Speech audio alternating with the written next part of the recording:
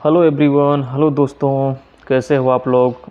आशा करते हैं बहुत अच्छे होंगे, मस्त होंगे, स्वस्थ होंगे और अपने अपने काम में बिजी होंगे। दोस्तों, मैं आज एक ऐसा स्टोरी बताने वाला हूँ, एक ऐसा कहानी सुनाने वाला हूँ जो कहानी सुनने के बाद आपके ज़मीन तले पैर खिसक जाएगी। इस कहानी को अंत तक ज़रूर देखिए, तभी आपको समझ में आएगा। और आज ये कहानी सुनने के बाद आप कभी भी नहीं कहेंगे कि हमारे जीवन में फ्रीडम नहीं है, स्वतंत्रता नहीं है, मैं आज़ादी से पढ़ नहीं सकता, मैं आगे नहीं बढ़ सकता। इस कहानी को सुनने के बाद मैं आज बात करने वाला हूँ एक पावरफुल नेता, जो कि आप लोग भी जानते होंगे, बहुत अच्छी तरीके से पहचानते भी होंगे। The powerful leader, the great person, the great personality, doctor Baba Saheb Ambedkar के बारे में, जिन्होंने भारत को एक प्यारा सा संविधान दिया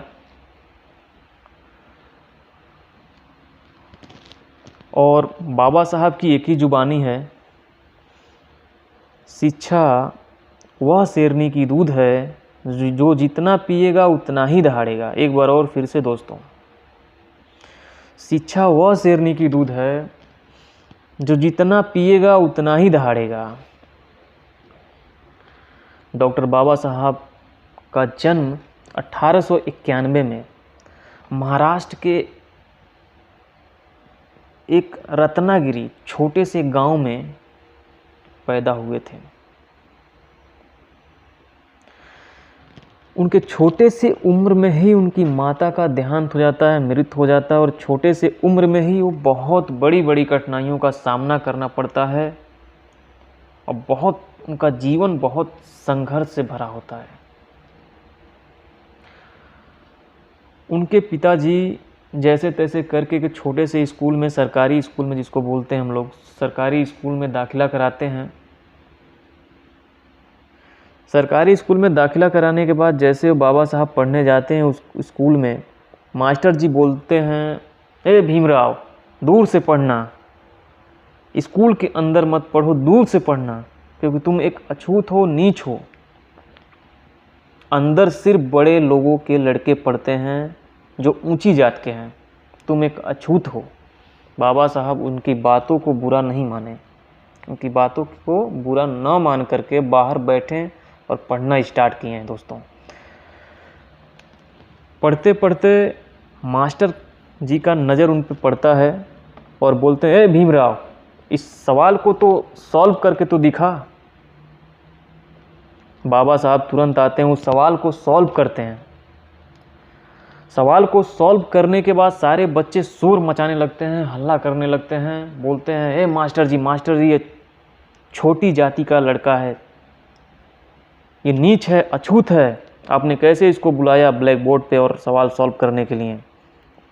ज़रा सोचिए, एक बाबा साहब के दिलों में इतना गिल्टी फील हुआ, इतना इंसल्ट फील हुआ अपने आप को, फिर भी बाबा साहब उस समय कुछ नहीं बोले।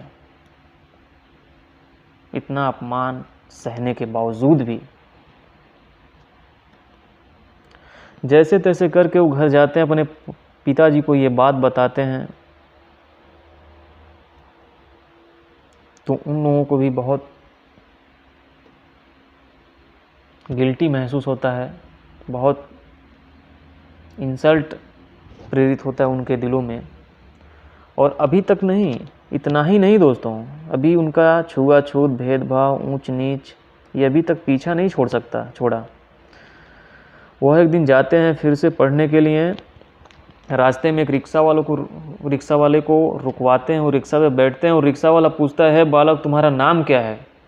जैसे बाबा साहब उनको नाम बताते हैं, मेरा नाम भीमराव अम्बेडकर है, तुरंत रिक्शा वाला रोकता है, बोलता है, रिक्शा से नीचे उतरो, क्योंकि तुम एक अछूत हो, नीच हो, तुम्हें रिक्शा पे बैठने का कोई अधिकार नहीं है।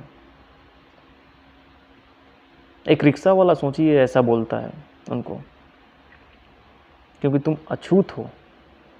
बाबा साहब को रास्ते में छोड़ करके, रास्ते में उतार करके वो रिक्शा वाला चला जाता है। दोस्तों,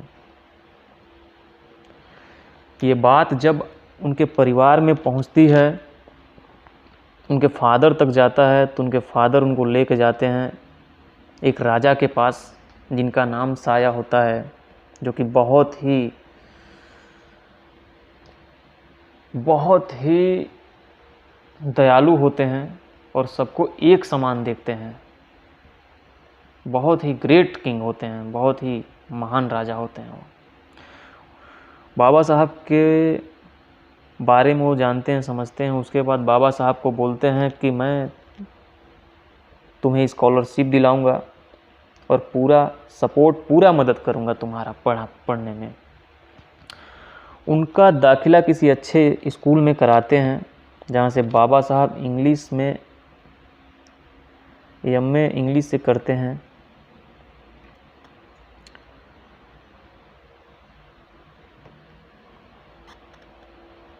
और वहाँ से धीरे धीरे उनका सफलता हासिल होने लगता है उस टाइम। और बाबा साहब इस दुनिया को बता देते हैं कि मेरे सामने इतना बड़ा कठिनाइयों का सामना मैं अकेले किया और आगे भी बढ़ गया और भारत को एक संविधान दे दिया जिससे सभी लोग स्वस्थ सुरक्षित हैं। अगर मेरे जीवन में इतना बड़ा कठिनाइयों आ सकता है और मैं सफलता प्राप्त कर सकता हूं तो तुम क्यों नहीं।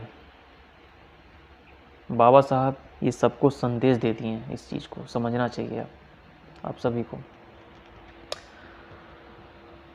तो बाबा साहब की जीवन बहुत ही कठिन पूर्वक था और उन्होंने सफलता हासिल करके भी दिखाया। और आप लोग भी इस पे विचार करें और अपने अपने बच्चों को और सबको पढ़ने के लिए प्रेरित करें और ऐसी ऐसी कहानियाँ और ऐसी ऐसी स्टोरी आप उनको सुनाएं और आप भी अपने जीवन में आगे बढ़ें, स्ट्रगल करें, आगे बढ़ें।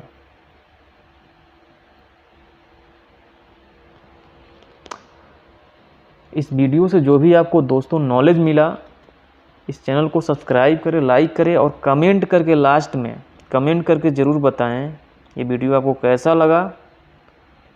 कमेंट करते हैं तो मेरा हौसला बढ़ता है और मैं ऐसे ऐसे स्टोरी और ऐसे ऐसे मोटिवेशन वीडियो आपको देता रहूँगा, लेके आता रहूँगा। तब तक के लिए जय हिंद दोस्तों।